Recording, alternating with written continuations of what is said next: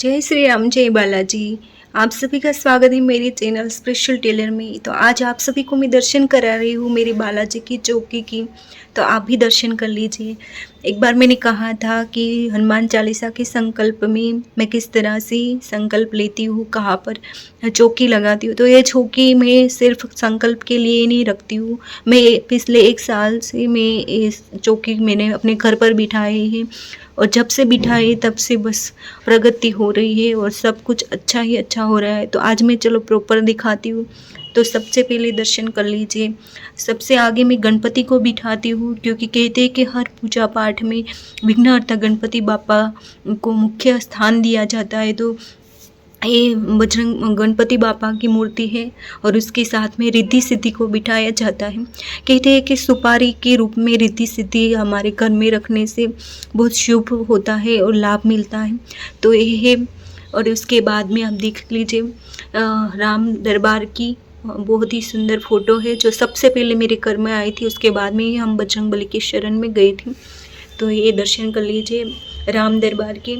और ये सिंदूरी मूर्ति, इससे भी जुड़ी कुछ कहानी है, मेरे बजरंगबली से जुड़ी। स्वप्न में मुझे बार बार यही रूप दिख रहे थे, इसलिए मैं अपने घर में लाई हूँ। और ये मैंने राखी भी इसी रूप को ही बांधी है। तो दर्शन कर लीजिए मेरे बालाजी के। आपकी भी मनोकामना इच्छा पूरी करेंगे। और साथ में लड्डू गोपाल हैं। लड्डू गोपाल को भी स्नान कराती हूँ कभी कभी टाइम जब मैं मिलता है तब। हाँ, और साथ में है ये सारे ग्रह यंत्र। कहते हैं कि हनुमान चालीसा पढ़ते हैं तो ग्रह सारे शांत हो जाते हैं। तो ये हमने पूजा जब कराया था तब उस पंडित जी ने हमें ये मंत्र दिया था। तो पूजा पाठ में मैं ग्रह यंत्र भी रखती हूँ, और प्रसाद ड्राई फ्रूट्स रखा है आज, और जल भी रखा है। इस जल को अब मैं ये बोलकर पी जाऊंगी कि ना से रोग हरे सब पीरा, जपत निरंतर हनुमंत बीरा।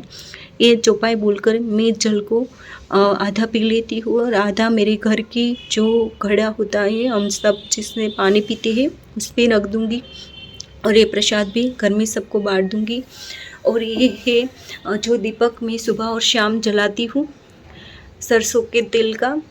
तो किसी ने मुझसे पूछा था कि कैसी बाती लगाते हो। तो ये जो दीपक है उसमें इस तरह से ये बाती अभी तो शायद अंदर चलिए 1 मिनट में दिखाती हूँ। इस तरह से इसमें देखो, इस तरह से बाती है। तो ये बाती मैं जलाती हूँ। बहुत ही अच्छा इससे पॉजिटिव एटमॉस्फेयर होता है। तो सरसों के तेल का 1 साल से मैं जला रही हूँ। श्री रामचरितमानस का पाठ 1 साल से कर रही हूँ। अब कुछ ही 3 या 4 पेज ही बाकी है।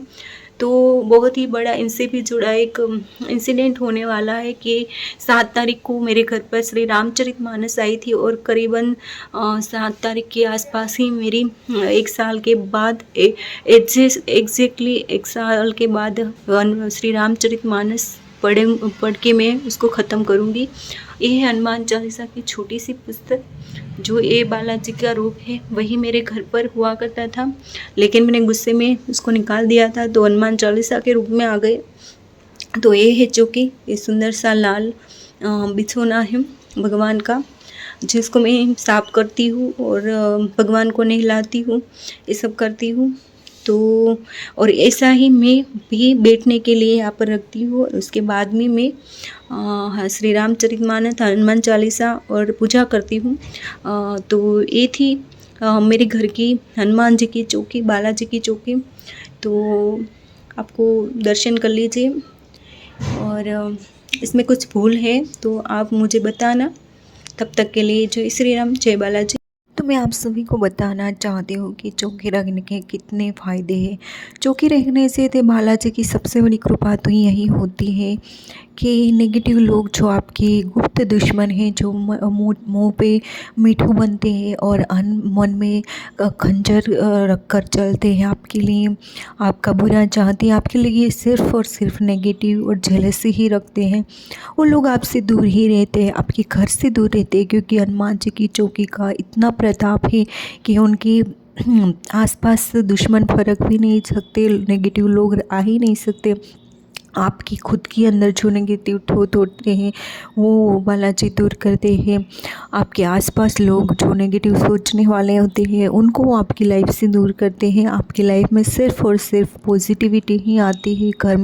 घर का वातावरण एकदम चेंज हो जाता है। मैंने फील किया है, 1 साल से मैंने चौकी रखी है, कुछ भी यहाँ से यहाँ जगह भी चेंज नहीं की है, क्योंकि मेरा यही था कि मैं बालाजी को एक मंदिर में जैसे परमानेंट मूर्ति रहती है वैसे ही चौकी परमानेंट रखूँ हो सके तब तक।